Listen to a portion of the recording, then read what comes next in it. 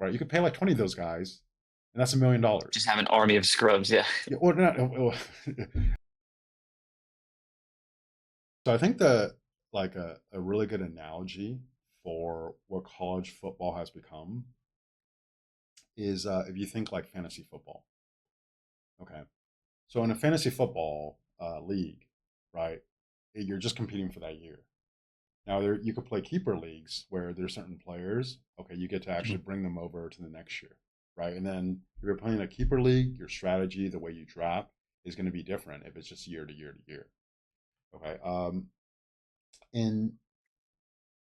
In college football, there's still some like anchoring going on, and anchoring is like this idea where wherever like your first impression or your there's something from before that's anchoring you to like a different ideology, even though it's changed now, right? So like I remember like first hearing about this term, like we learned it's like okay, one of the things that determines what the judge sets a bail at is what the prosecuting attorney suggests, right? They suggest a Mhm. million, they're going to adjust it off of a million. Whereas like if they suggest like 200 grand or something, it's going to be vastly different, right? So the initial suggestion actually sets everything else. In fantasy football, right, when I was growing up, uh, drafting a running back in the first round was just the thing to go, just the way to go, right? Then like PPR came in, like things, like now like drafting a running back isn't necessarily the best strategy. I can still tell you every year when it comes to fantasy football, I still feel the urge to like get a good running back early. Okay, I know Yeah. this logically. I know this, and the emotional anchor is still pulling me towards that. College football up until what 2021, 2022, when the transfer portal came along, recruiting was the lifeblood of the program, right? And when you recruit, you're essentially getting keeper players, right? So Mhm. yes, like some of these players can contribute right away, but like you're also counting on them to stay in the program, and maybe by year 3 or year 4, they're going to contribute.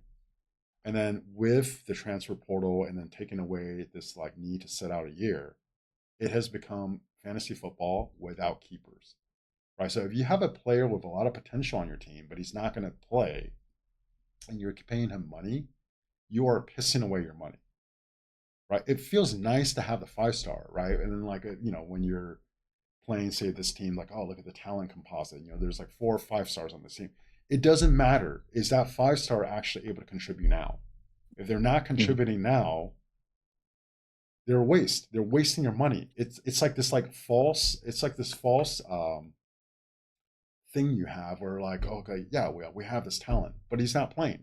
By the way, that's Strick Stubbs this past year, right? However Yeah. much we're paying him, he wasn't even the second safety. I don't even know if he was a third safety, Did right? he get on the field? I Because think he he was did a behind little. Alfonso Allen I on think the he depth chart. got on the field a little bit later on, right? But like we literally paid money for this guy that didn't do anything, and like I was like, thank God. Luckily, we kept him, right? We'll see if he actually Because develops. he's a good But player. like, Yeah. but Yeah. like, he easily could have just gotten paid by some other school. Let's just say Bowling Green or something. It's like, hey, you know what? You're a former borderline, 5 star. We want to offer you maybe 60% of the money you're getting at Florida, and you're guaranteed to start. And he just goes away. That, however much money we're paying him, let's just say like 400 grand that we're paying him, we literally just lost that. We just lost that. Because he didn't play. Yeah. You can't recoup it. You literally had a whole season where you're paying 400 grand, and there's an opportunity cost, right? That 400 grand could have actually gone somewhere else on your fantasy football team for that season to actually make a bigger difference, Yeah. right? So yes, we want a lot of these high rated players, but in my opinion, when you're evaluating any player, it's a high school player or a transfer portal recruit, you have to evaluate them for how much you think they can contribute this year, right? So if I'm bringing a high schooler, can this guy maybe like be good enough to be the backup? Okay, then I'm going to pay him backup money, right? Now, the positive of a very high upside player like that you have in your system is you get first dibs on him, right? Because you see him day to day, you see him develop, and if he's actually getting better, he could still get poached, but you could probably get him to come back the next year for a little bit cheaper. Also, you might actually get a player that is ready the next year that people aren't in on yet that you can play, right? But like Yeah. for a team like Florida, I don't think we really have the luxury to be playing that game right now. Like we don't have a lot of luxury to be playing the potential game where we're allocating uh, our funds towards potential. That's not going to contribute now. Ohio State can do it, right? Because they have more money and they're more stable. But like almost all our And their team's funds, already good. yeah, Yeah. almost all our funds, in my opinion, needs to go towards a roster where all that money is paying for someone that could produce this season, right? So like if they're not producing able to produce a season, right? Deuce Snyder over there in Auburn, essentially all of these like 5-star quarterbacks. Like, what are you doing? $3 million to say like Deuce Snyder? You could have gotten three like top tier offensive linemen that could help you this season instead of Deuce Snyder, right? And then you could probably get a player of his profile if he was sitting on the bench because like a true freshman quarterback is just probably not going to be ready. You could probably get him the next year for cheaper, or you could get someone else for Yeah. like cheaper. So like you have to start thinking about it that way. Whereas like we're still anchored and emotionally attached to we need that 5-star quarterback. We need this like 5-star player. No, no, no. Is this 5-star player able to contribute now? If you're LJ McCray and you're a year away, I don't think we should actually take him.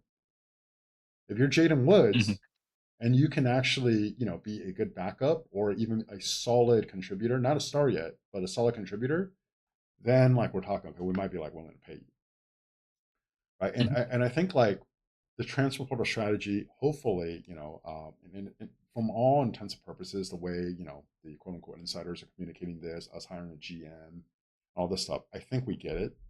But like the fan base hasn't really quite caught up to this. I think there's a lot of emotional anchoring to the previous era where having talented start like high ranked star players is still really important.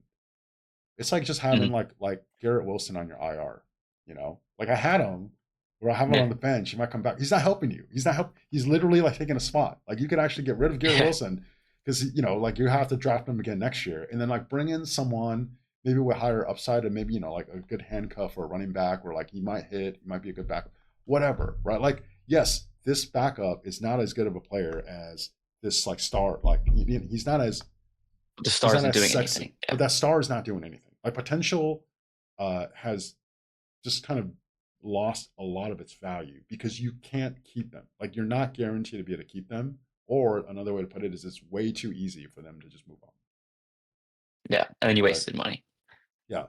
So with the transfer portal, and this is why it blew my mind that, you know, Billy didn't get this. Another indictment on him. The first thing you should do with the transfer portal, in my opinion, is you want to make sure you have no glaring weaknesses. Okay, like you have to make sure you have no glaring weaknesses. So going into this season, either they completely misread our safety room, or they just had a shitty strategy, right? Like I would say on defense, someone like Bryce Thornton should be like your baseline. Like Bryce Thornton is not the Not your most best player. talented. Yeah. He's not the most talented. He's fairly instinctual. He seems to be in the right place at the right time a lot. He doesn't fit the run that well, right? He gets beat here or there, but he's like solid enough where for someone to beat him, they were a good player, right? Mhm. I don't know if I want to start talking trash about the other safety, but we had a very, very glaring weakness at the other safety spot, and he was actually Mhm. projected to be the starter coming in. So either like you're not evaluating your talent right, like or like I don't like I can't explain the rationale to me.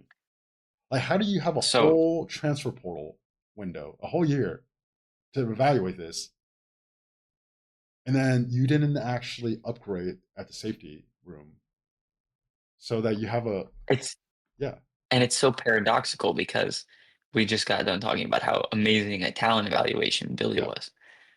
But it seems like he was only good at evaluating talent when they weren't on his team. Um, do you want to talk about Yeah. like I said earlier, Khalil Jackson started above Shamir DK. Um, Yeah, I mean, you're talking about a walk on yeah, coming off of, was that before or after he tore his ACL? I think it was coming off of a torn ACL, if not before, yeah, versus the guy who just led the NFL in all-purpose yeah. yards. And I mean, amazing pull out of the portal, but then you don't even start the kid.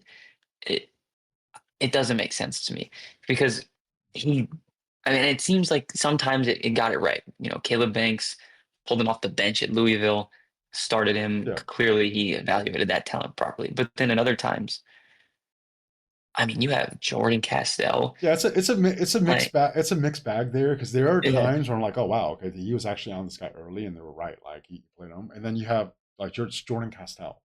Like there's no way that you you just watch tape, you watch film, and then you're like,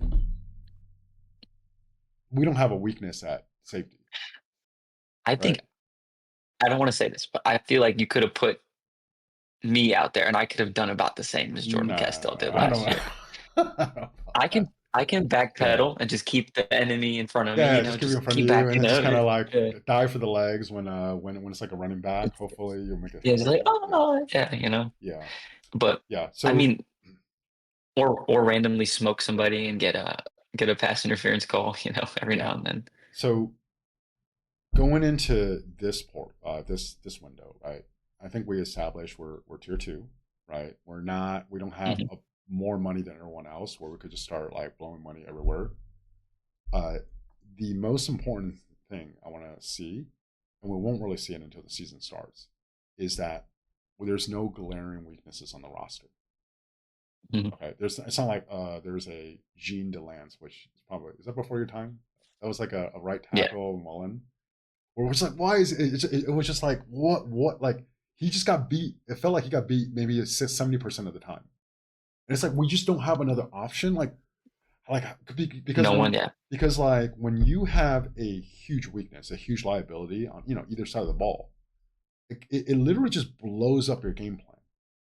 It just yeah, blows it up, right? Like they don't have not everyone has to be a star, but it's very important that you don't have a glaring weakness. So you're like you can actually be a well balanced team. So when you're strategizing, you don't have to like plan around one position or a position group that just is just Mhm. non-functional, right? So And I think that was kind of the story of our secondary yeah, last season was Castell, and then at times, I mean, Cormani McLean had some great plays and some terrible plays, and I think you kind of just owe that to him being young and inexperienced. But yeah, a lot of but teams targeted him. going into the season, Cormani was our third cornerback, right? Yeah, Dijon and and Devin Moore were starting, and then Sharif Denson Gates were a star, right? Like he was the nickel, yeah, like it's that I'm okay with. But you're starting safety, starting. you're starting safety. Okay, so like right now, right? Hey, he got Uh, that pick. yeah, we got Castell's gone. Might go to LSU. That'll be amazing. Really? Yeah, it's like LSU. I don't know. There's like three teams. We'll see when he signs. Okay, Yeah. so we need another safety, right? We just got DJ Coleman. I don't know if he's going to play Hmm. star or safety, right? So we got that. He's a Yeah. He's out of Baylor, Um, number 9 safety in the portal. Yeah. yeah, right. And they're moving Javari Flowers, which I actually really like, um, to the star. And we'll actually talk about. He's Mhm. actually one of my breakout candidates. I'll talk about why. And then Gates should come back. I think I don't know. Is it ACL again? I'm not sure what Gates' injury was. They might bring in another guy, maybe to like play that spot, right? Basically, anything that going in, I'm like, okay, there's a question mark. There might be a weakness. I want to see them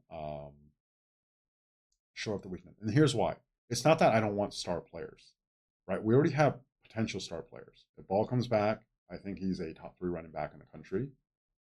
Dallas and Burnell are potential star receivers. You don't need that. Like you can't even afford that many star receivers. Yeah. Right? Like you just can't. Like it's just too much money, right? So you have those two. You have Abrams, and then you could get one of these like G5 guys like Isaiah Cannon, whatever. Like high upside guys that run fast, that have show some promise. Like you might be able to like develop them. You bring in like a guy like Bailey Stockton or whatever. Like who knows? whatever, right? Like I'm okay there. Like we have enough stars where you can game plan around taking advantage of the stars. Mhm. It's Yeah, important for this first year that you don't have any weaknesses, like glaring weaknesses. I think. Well, here I'll ask you this: and what do you Yeah. think right now with the roster the biggest weakness is? The biggest weakness, Mhm. I mean, say, it's a cannon colt. Like it was safety. I think, yeah, I think safety or even corner. I think with Devin Moore leaving, we don't really have. We had Well, Jason Marshall Jr. into Devin Moore. We always had that lockdown corner for the last yeah. couple of years, and The reason why, I'm really concerned. yeah. So I think we're looking pretty good for that. The number one portal safety from Iowa State, Yeah. and this guy is interesting, right? Because he was supposed to be this big thing going into this season, and then he got hurt really, really early. But like his profile, if you watch this film, like he pops. Okay, so he actually has star potential, and for him, it's like kind of getting like an injured guy in the fifth round who actually has a second round grade. So assuming he's Mm. healthy, uh, that is actually probably your star cornerback, and it looks like we're probably going to land him, right? So we do Well, I would land love him. that. Yeah. Dijon's Dijon's on the upside. Hopefully, he's healthy, and then you have Hanks hopefully We can just, step forward. yeah. Probably Plum Someone has to Jones, yeah, step into that yeah. cornerback one role that's been, and honestly, Yeah, in good hands the last several seasons. Yeah. yeah. Which we're going to talk about strength and conditioning next, right? But then you need to stay Yeah. healthy because because like in today's like landscape, I think you could get a decent two deep. If you have to get past your two deep, you just Hmm. can't like you can't allocate your budget that way. You just can't anymore, right? You can't really do Yeah. You anymore. can't afford that many corners. Which Yeah. I think for a transfer portal strategy, and Billy would have been great at this. There's a lot of like unheralded players with amazing potential, right? Athletic potential. They either have the frame, they need to grow into their body. You can already see signs of like a lot of feel, but they haven't quite put together, right? Those players, you could get them for a scholarship, maybe pay them for a little bit, and you're not going to get a lot of competition for them. And if they develop, you'll get first dibs on them, right? Like you'll more likely than not. Let's just say you get a 3-star that doesn't have a lot of hype coming in. Even if they develop, unless you have some like mole on your team or like they just really pop in the spring game, right?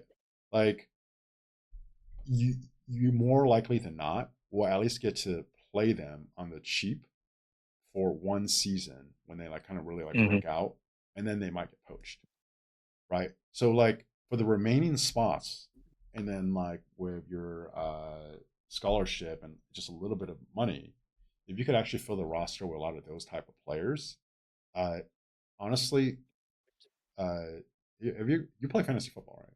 I've been talking about fantasy football. Yeah. Not this season, but yeah, I Okay, do. okay.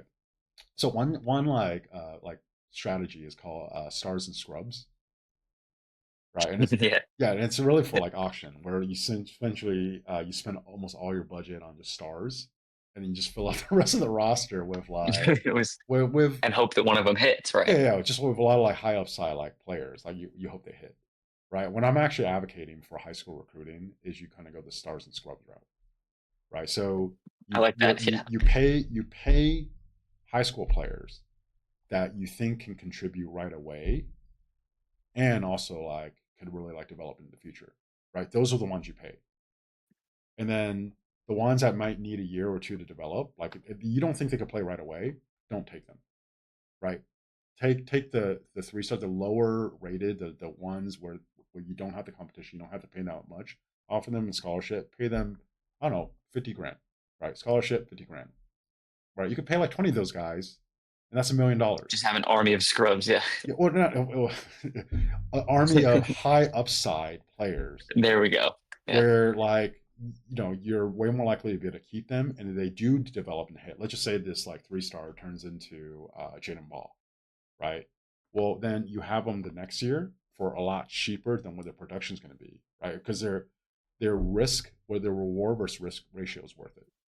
But if it's like Mhm. some like solid 4-star, let's just say you mentioned Tank Hawkins, right? But He's in the portal though, this right? guy's yeah, this guy's really fast, right? Like, but he's like a 4-star coming in. He's really fast. But he needs probably 2 years to get ready. But he's a 4 star. He's really fast. So other people are kind of on him too. And I had to pay, say, like 120 grand for him. Not worth it. Not worth it. Not worth it, right? Because And like, he's fast. Yeah. yeah, because he could get, you have competition for him. He could get poached really easily, right? So why not save some of that money and really stack it onto the stars, and then you take these like high upside players. Yeah.